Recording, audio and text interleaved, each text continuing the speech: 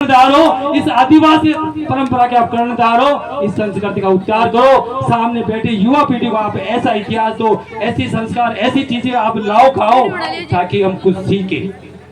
हाँ, मानता हूँ कुछ कार्यक्रम होते हैं जहाँ पर आपके जो ढांचे चलते हैं, लेकिन आज हम विश्व आदिवासी दिवस मना रहे हैं। दूसरी बात, एक चीज मैं आप इस मंच से कहना चाहूंगा कि कहाँ गए वो मंजीरे वो खंजरी, कहाँ गए वो गीत वो गाल, कहाँ गए वो बंगड़ा बंगड़ी जो हमारी आदिवासी की पहचान थी।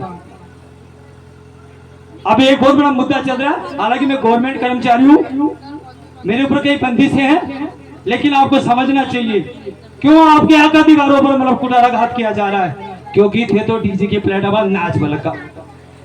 तुमने अपनी संस्कृति को छोड़ दिया, रीति रिवाजों को छोड़ दिया, और आज छोटे बच्चे देखो आप, कोई नहीं, इसका कोई जिम्मेदार नहीं है।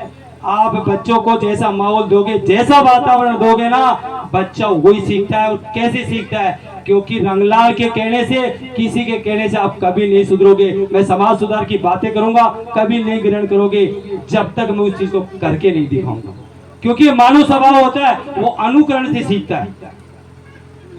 तो मैं विशेष तौर से युवा साथी बैठे हुए हैं, मैं आपसे बार बार आग्रह करूंगा, निवेदन करूंगा कि इस समाज की, इस संस्कृति की, इस संस्कारों की डूबती नैया को यदि कोई बचा सकता है तो वो युवा समाज की युवा शक्ति बचा सकती है। और मुझे खुशी है कि पिछले 2-3 साल से युवाओं ने समाज के पटल पर, धरातल पर आकर अपनी संस्कृति के लिए, अपने इतिहास के लिए प्रयास किया है। और मुझे कहने में कोई जुआर नहीं है कि जो जोहार बोलते थे आज से 2 साल पहले, लोगों ने ज्वार बाजरा खेचा, लेकिन आज गर्व है वही ज्वार बाजरा तुम्हारे सामने खड़ा है, और उसी जोहार को लेकर हमने संघर्ष किया, और आज तुम सभी उस जोहार के इस जाजमी मंच पर एक साथ इकट्ठे हो गए। इससे बड़ी समाज की एकता नहीं हो सकती।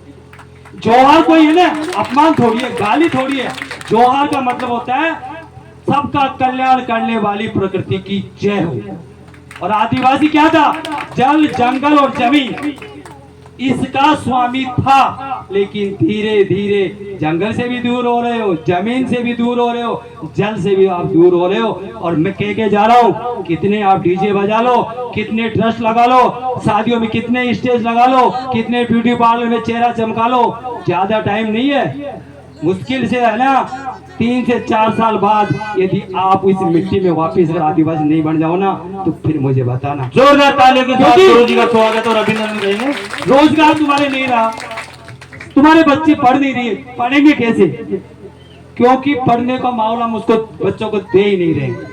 मैं एक टीचर हूँ, बड़ी धूप होता है मुझे, अगर एक बच्चे को मैं पढ़ाता हूँ, बार बार कोशिश करता हूँ, अगर थोड़ा सा डांट दूं ना तो सीधे उसके बाप का फोन आता है, क्यों कैसे नहीं हो रहा मार साहब, खबरदार हमारा छोरा ने कहीं किया तो, अरे मैं कहीं गया देखो स्पष्ट कहता हूँ, अरे मैं क्यों गया हूँ? हमारा की कर्तव्य है, गवर्नमेंट हमें तनख्वाह देती है क्लास में जाके पढ़ाने और समझाने की, लेकिन आप पढ़ो या मत समझो वो आपकी है, बाकी तो थड़िया बती खेवला गई मास्टर तो कुर्सी तोड़ता डोले से नहीं, कुर्सी कौन तोड़ा, ईमानदारी से पढ़ावा जा, लेकिन पढ़ने वाले वैसे बच्चे भी तो होने चाहिए, और उस बच्चों को भेजने वाला अभिभावक भी तो होना चाहिए। उस बच्चे को जो अभिभावक को भेज रहा वो भी तो होना चाहिए। वो बच्चे की बजाय मेरी शिकायत लेके आए ना कि रंगलाल जी मेरा बच्चा कह रहा आप 2 दिन से क्लास में नहीं जा रहा, तो शायद मुझे ज्यादा खुशी होगी एक बच्चे के थप्पड़ देने की शिकायत की बजाय।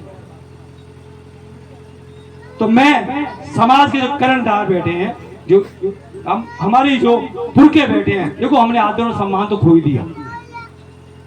आदर और सम्मान की बात तो आप करो मत। तो आज हमारे पुरखे, जो पुरखे हैं, बुजुर्ग हैं, जिन्होंने हमें संस्कार दिया, कहना नहीं चाहिए शायद अब पानी मांग लेना तो शायद पानी को लोटे भी अब भेजा को ना देवा को ना। बाकी मैं मन का बहुत अच्छा हूं, लेकिन जबान का भी सच्चा हूं।